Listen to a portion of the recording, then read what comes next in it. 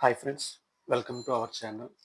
ఈరోజు క్లాస్లో మనం ఆర్సీ సర్క్యూట్ డెరివేషన్ అనేది డిస్కస్ చేద్దామండి. ఓకేనా? ఇక్కడ RC circuit connected across an AC source. ఇక్కడ మనకి ప్యూర్ రెసిస్టరు, ప్యూర్ కెపాసిటర్ సిరీస్లో కనెక్ట్ చేసి ఆల్టర్నేటింగ్ వోల్టేజ్ అప్లై చేసినప్పుడు ఇక్కడ ఉండే క్యాపిటల్ వికి ఇక్కడ ఉండే క్యాపిటల్ ఐకి రిలేషన్ అనేది ఎలా ఉంటుందో అనేది ఈరోజు క్లాస్లో మనం డిస్కస్ చేద్దామండి. ఓకేనండి? Okay, let us consider some following. మన ఇక్కడ వి అంటే ఏంటి, ఐ అంటే ఏంటి, విఆర్ అంటే ఏంటి, విసి అంటే ఏంటి అనేది ఏమేమి తీసుకున్నా ఒకసారి చూద్దామండి. ఓకేనా? లెట్ అస్ కన్సిడర్ ఐ అనేది ఏంటండి, ఇక్కడ ఏం తీసుకున్నానంటే RMS value of total current తీసుకున్నానండి. ఓకే, క్యాపిటల్ వి వచ్చేసరికి ఏంటంటే RMS value of applied voltage. Applied voltage అంటే మనం ఆల్టర్నేటింగ్ వోల్టేజ్ ఏదైతే అప్లై చేసామో అది మనం ఆర్ఎంఎస్ వాల్యూ కింద తీసుకుందాం. ఓకేనా?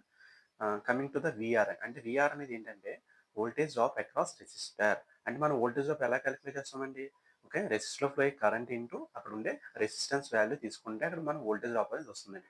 ఇక్కడ వోల్టేజ్ డ్రాప్ ఎలా ఉంటుందంటే that is VR is in phase with current. అంటే కరెంట్కి విఆర్ అనేది మనకి ఇన్ ఫేజ్ లో ఉంటుందండి. Very very important point. Okay, అలాగే coming to the next parameter ఏంటంటే విసి. విసి అనేది ఏంటంటే voltage drop across capacitor. Okay, మనకి ఫార్ములా వచ్చేసరికి ఏంటంటే ఐ ఇంటూ ఎక్సి. ఇక్కడ ఈ వోల్టేజ్ డ్రాప్ అనేది ఎలా ఉంటుందంటే voltage drop across capacitor that is VC lakhs current by 90 degrees అండి. ఓకేనా? అంటే మనకి ఇక్కడ కరెంట్ అనేది వీసీ ల్యాగ్స్ ఉంటుంది, అంటే కెపాసిటీ వోల్టేజ్ ల్యాగ్స్ ఉంటుంది. అండ్ మనం ఏంటి కరెంట్ అనేది రిఫరెన్స్గా తీసుకున్నప్పుడు వీసీ అనేది కెపాసిటీ వోల్టేజ్ అనేది 90 డిగ్రీస్ మనం ల్యాగింగ్లో డ్రా చేస్తామండి. ఓకేనా? ఒకసారి మనం ప్యూర్ రెసిస్టర్లోను అలాగే ప్యూర్ కెపాసిటర్ మనం వెక్టర్ డయాగ్రామ్స్ ఎలా డ్రా చేస్తామండి? ఓకే, ఫర్ ఎగ్జాంపుల్ రెసిస్టర్ ఉందనుకోండి, అంటే ఇక్కడ ఉండే వోల్టేజ్ డ్రాప్కి కరెంట్కి రెండు ఎలా ఉంటాయి అంటే ఇన్ ఫేజ్లో ఉంటాయి. అదే when current is taken as reference ఇక్కడ ఉన్న వోల్టేజ్ అంటే ఇక్కడ వీసీ అనేది ఎలా ఉంటుందంటే ఓకే 90 డిగ్రీస్ లాగింగ్ లో ఉంటుందండి. ఓకేనా? 90 డిగ్రీస్ లాగింగ్ లో ఉంటుంది. ఓకే, ఇప్పుడు ఏంటంటే ఈ టూ వెక్టర్ డయాగ్రామ్స్ ఏదైతే ఉన్నాయో ఈ టూ వెక్టర్ డయాగ్రామ్స్ ని క్లబ్ చేసి ఒకే ఒక వెక్టర్ డయాగ్రామ్ లో మనం డ్రా చేయాలి. ఇది సిరీస్ సర్క్యూట్ కాబట్టి మనం సిరీస్ సర్క్యూట్ లో కరెంట్ అనేది రిఫరెన్స్ గా తీసుకోవాలి. ఓకేనండి? వెన్ కరెంట్ అనేది రిఫరెన్స్ గా తీసుకున్నప్పుడు విఆర్ ఎలా ఉంటుంది అంటే ఇన్ ఫేజ్ లో ఉంటుంది కాబట్టి ఇన్ ఫేజ్ లో డ్రా చేస్తున్నాడు. Okay, when current is taken as reference ఇక్కడ కెపాసిటర్ వోల్టేజ్ అంటే కెపాసిటర్ అక్రాస్ ఉన్న వోల్టేజ్ డ్రాప్ 90 డిగ్రీస్ లాగింగ్ లో ఉంటుంది. లాగింగ్ లో ఉంటుంది కాబట్టి నేను ఇక్కడ కిందకి డ్రా చేశానండి. ఓకే, ఎగ్జాక్ట్లీ 90 డిగ్రీస్ అండి.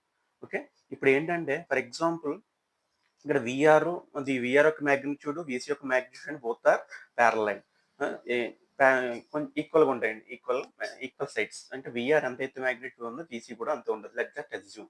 ఇప్పుడు ఏంటి మనకి విఆర్ వెక్టర్ విసి యొక్క వెక్టర్ యొక్క రిజల్టెంట్ ఏమవుతుందంటే క్యాపిటల్ వి వోల్టేజ్ అవుతుంది. ఓకేనా? ఇప్పుడు మనం ఈ పై దగ్గర ఈ ట్రయాంగిల్ లో మనం ఒక ట్రయాంగిల్ ఫామ్ అయింది, అంటే ఇక్కడ ఓఏబి ట్రయాంగిల్ ఫామ్ అయింది. ఓకే, ఫ్రమ్ ద ఈ వెక్టర్ డయాగ్రమ్ నుంచి నేను ఏం చేస్తున్నానంటే ఈ వెక్టర్ డయాగ్రమ్ నుంచి from the vector diagram OB square equal to OS square plus AB square. ఇక్కడ ఓబీ మనం ఏం తీసుకున్నామండి?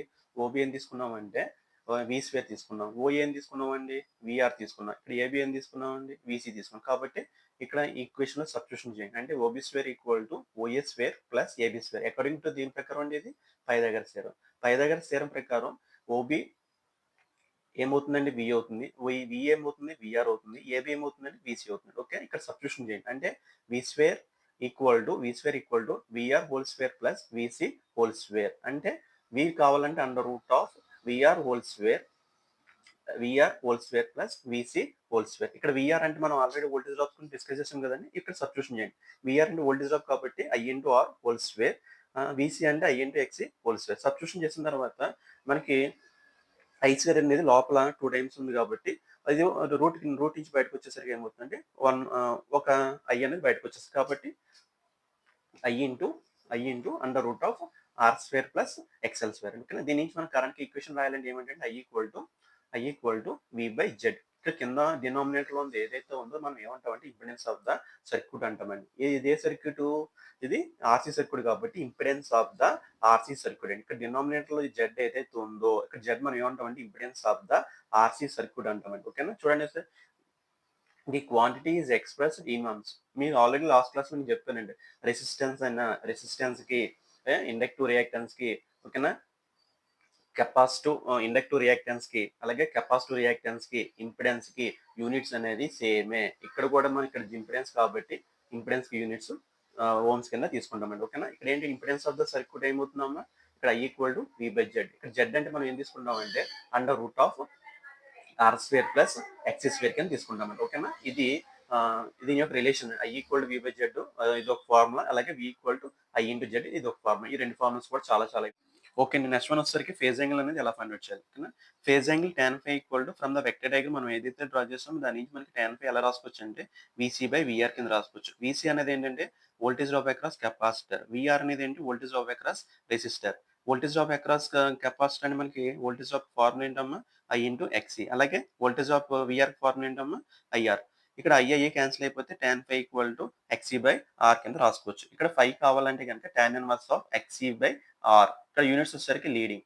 ఇక్కడ ఇంపార్టెంట్ అబ్జర్వేషన్ ఏంటంటే మనం రిఫరెన్స్ అనేది విఎం సైన్ ఒమేగా తీసుకున్నప్పుడు కరెంట్ అనేది IM sine omega tea plus కింద తీసుకోవాలండి. ఓకే, ఇది ఇంకో ఇంపార్టెంట్ అబ్జర్వేషన్. ఈ డెరివేషన్ ఈ రెండు పాయింట్స్ నేను ఇన్స్టంటేనియస్ పవర్ క్యాలిక్యులేట్ చేసినప్పుడు యూజ్ చేస్తున్నాను. ఓకేనా. ఇక్కడ రిఫరెన్స్ అనేది వోల్టేజ్ తీసుకున్నప్పుడు కరెంట్ అనేది ప్లస్ డిగ్రీస్ ప్లస్ 5 డిగ్రీస్ అనేది మనకి లీడింగ్ లో ఉంటుందండి. ఓకేనా. ప్లస్ 5 డిగ్రీస్ అనేది లీడింగ్ లో ఉంటుంది. ఓకే, మనం లాస్ట్ క్లాస్ లో -5 ఉన్నప్పుడు లాగింగ్ లో తీసుకోవాలి, +5 ఉన్నప్పుడు లీడింగ్ లో తీసుకోవాలండి. ఓకే, ఇది ఇంపార్టెంట్ అబ్జర్వేషన్. ఓకే, ఇక్కడ పై అనేది మనం ప్లస్ తీసుకున్నాం కాబట్టి పై లీడింగ్ కింద కన్సిడర్ చేయాలి. ఓకే, నెక్స్ట్ వచ్చేసరికి power factor power factor form ఏంటంటే cos phi equal to R by Z. Power factor form ఏంటంటే cos phi equal to R by Z. ఇక్కడ ఆల్రెడీ మనం ఫేజ్ యాంగిల్ ఫైండ్ అవుట్ చేసాం కాబట్టి ఆ వచ్చిన ఫేజ్ యాంగిల్ మన కాస్ ఫంక్షన్ లో సబ్స్టిట్యూషన్ చేస్తే మనకి పవర్ ఫ్యాక్టర్ ఒకటి వస్తుందండి. ఓకేనా. Cos phi equal to tan inverse of XC by RS మనకి పవర్ ఫ్యాక్టర్ వస్తుంది. దీని యూనిట్ వచ్చేసరికి ఏంటంటే లీడింగ్ అండి. ఓకేనా. And coming to the instantaneous power. Instantaneous power అనేది ఎలా క్యాలిక్యులేట్ చేయాలి. ఓకే, ఇన్స్టంటేనియస్ పవర్ క్యాలిక్యులేట్ చేయాలంటే మనం instantaneous power P equal to small voltage అంటే small v into small i. Actually మనం ఇందుగా ఏం తీసుకున్నాం, స్మాల్ v అంటే విఎం సైన్ ఒమేగా టీ తీసుకున్నాం, అలాగే I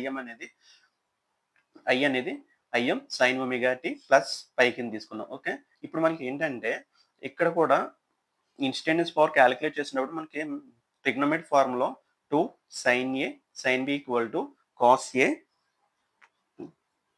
cos A minus B minus cos A plus B formula use చేయాలి. Okay, ఇక్కడ మనకి ఒక మ్యాథమెటికల్ వర్క్ చేయాలండి, అది ఎలాగో చూద్దాం ఒకసారి. ఇక్కడ A equal to omega T అవుతుంది, B equal to omega tea plus phi అవుతుందండి. అలాగే ఇక్కడ మనకి A మైనస్ B క్యాలిక్యులేట్ చేయాలి and also A plus B calculate చేయాలి. A మైనస్ B క్యాలిక్యులేట్ చేసినప్పుడు ఏమవుతుందమ్మా omega T minus omega tea plus phi అండి. ఇక్కడ ఒమేగా టీ క్యాన్సిల్ అయిపోతే ఏమొస్తుందంటే మనకి -5 వస్తుందండి. Okay, A plus B calculate చేస్తే ఒమేగా టీ ప్లస్ పై వచ్చినప్పుడు 2 ఒమేగా టీ ప్లస్ పై వస్తుంది. ఓకే, ఇక్కడ A మైనస్ బి ఏమో -5 వచ్చింది, ఇక్కడ A ప్లస్ బి ఏమో 2 ఒమేగా టీ ప్లస్ పై వచ్చిందండి. ఓకేనా.